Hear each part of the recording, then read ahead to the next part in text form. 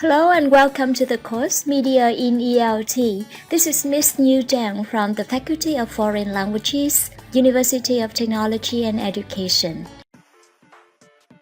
This episode examines the key considerations when planning your online or blended class.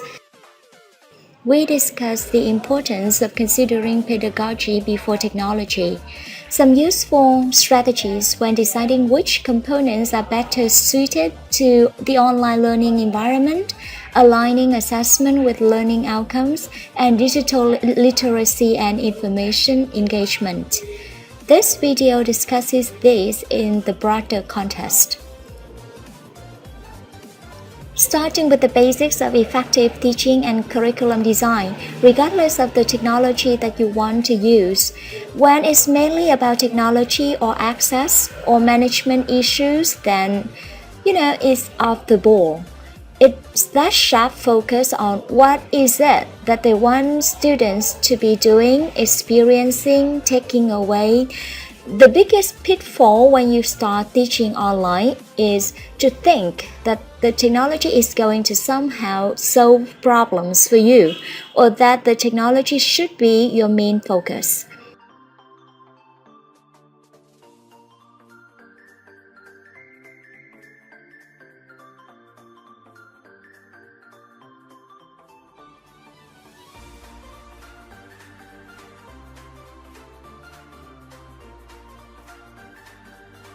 And certainly the course needs to be developed in such a way that students don't miss out on quality learning experiences.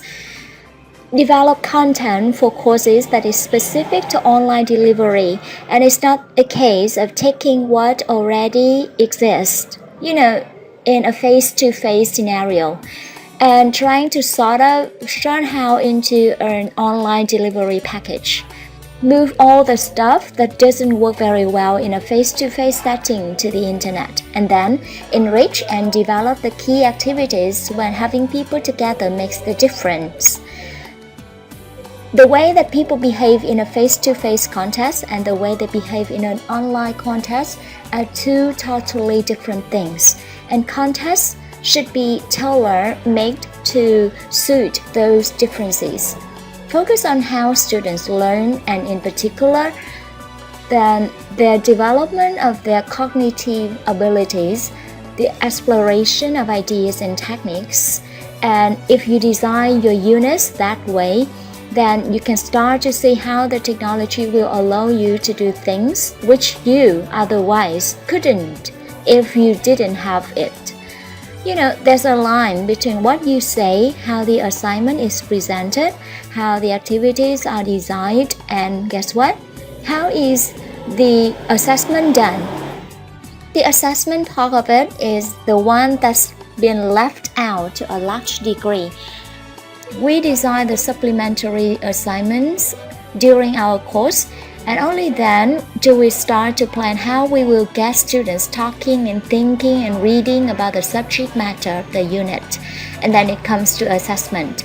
If it's online, they can log in. They can do self-assessment against this criteria. And then they can get the feedback online as well. So information engagement is often overlooked because the students just seem to be so really competent at it. But I think that technological competency often masks a shallow understanding of what information is, where it comes from, how to use it, and in what context it should be used, and so on. You can't assume that your students have the digital literacy. You need to teach them. So you need to build into your units of study either sufficient scaffolding to help them to learn the skills, or perhaps over a series of units develop their skills so that maybe by third year or fourth year your students have got that really sophisticated e-awareness that you need them to become excellent users of the internet for their learning. And get some assistance. It's good to get assistance that you got in your universities from instructional designers in particular, looking at some examples that are on the web. Talk to some people who are doing it already. There isn't a rule that you have to follow. What you need to do is to get a lot of different perspectives on what people are doing. Then you do it your way. Good luck.